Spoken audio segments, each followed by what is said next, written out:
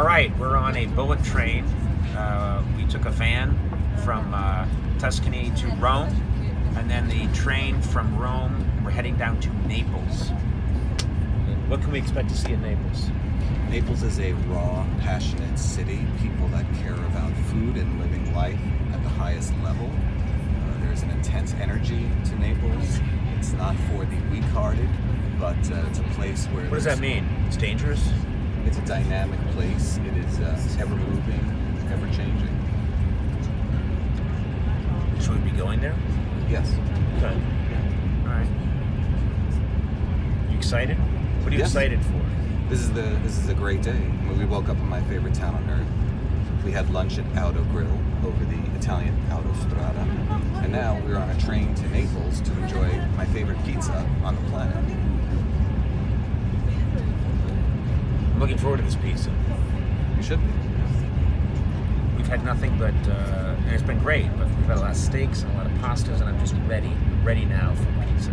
We've been looking forward to this pizza for the entire trip.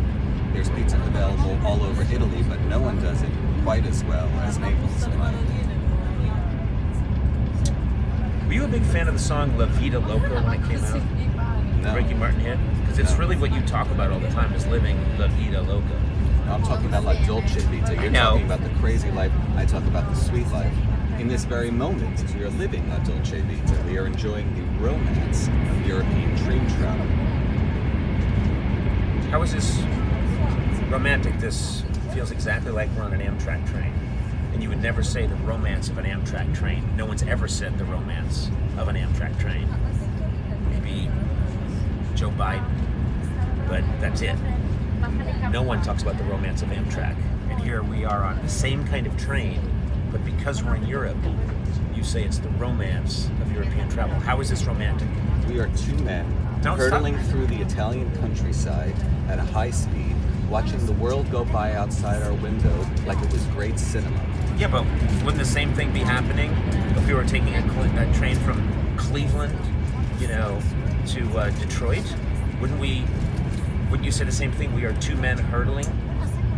I don't take a train from Cleveland to Detroit. That's not the point. You and I don't take trains together from Cleveland to Detroit. We're going from Rome to Naples.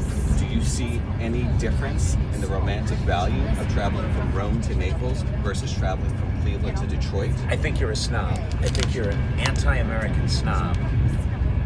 The same experience had in America means nothing to you. And then here we are on an Amtrak train going past, oh look, yeah, there's some kind of highway and there's some steel structures zipping by, and suddenly you talk about the romance of it all.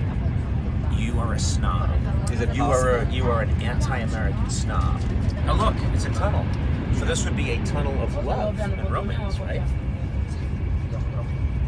Everything's romantic to you. But look, this is a train ticket in Italy. Sense its inherent romance. The same ticket in America would be, well, a piece of filth, a piece of excrement. There's plenty of romance in this ticket. It has a different language on it. It has a smell. It tells a story. Nope, it has no smell. You always say that. You say things have a smell. You smell nothing? Yeah. What do you smell?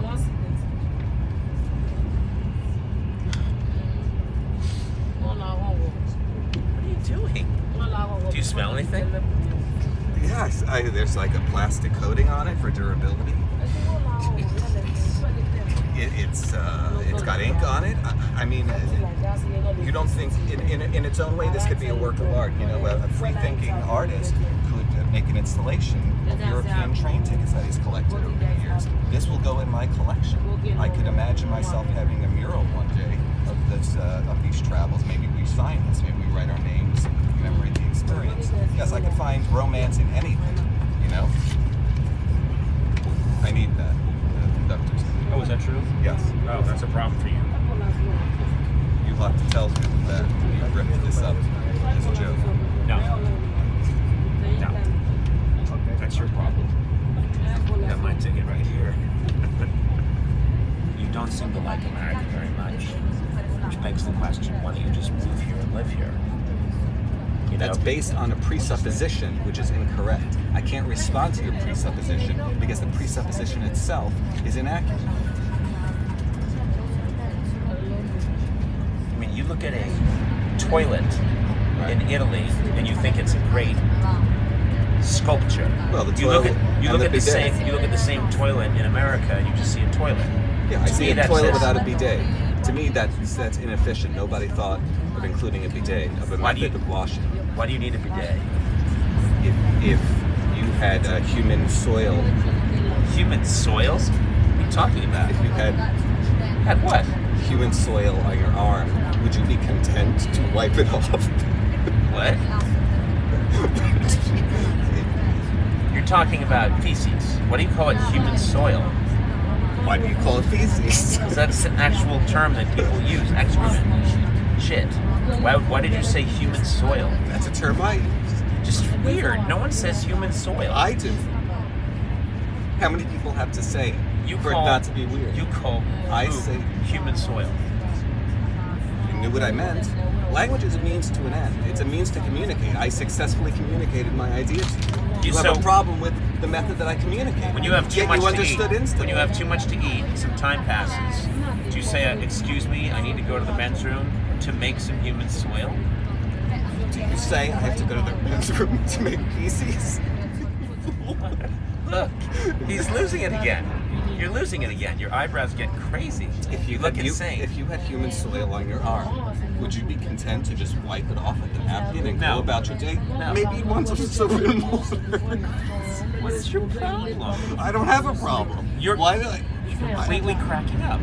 You're cracking up right now. On Why a is train. that a problem? You're a freak on a train. We are on vacation. Why shouldn't I crack up? You want me to be miserable? No, I Are just you don't miserable? know. And if somebody else is cracking up, that's a problem for you? What I'm saying is, if you had human soil on your arm, Yeah. I'd like to wash it off with soap and water. Yeah. Okay. If you handed me a tissue So and Lee- said this will take care of your problem, I'd say, What? Get in close. Get in close. What? Get in close on him. Get in close on him. I'd say maybe I'll go wash it with soap and water instead. You can keep your tissue. So, You're frightening me. You're having a whole meltdown. You're having a meltdown. Talking about a bidet and its use. and it's indispensable. But why is that? It's indispensable. Well, why I'm did you- enjoying my time with you. Do you understand? Now, I'm scared of you. Freak.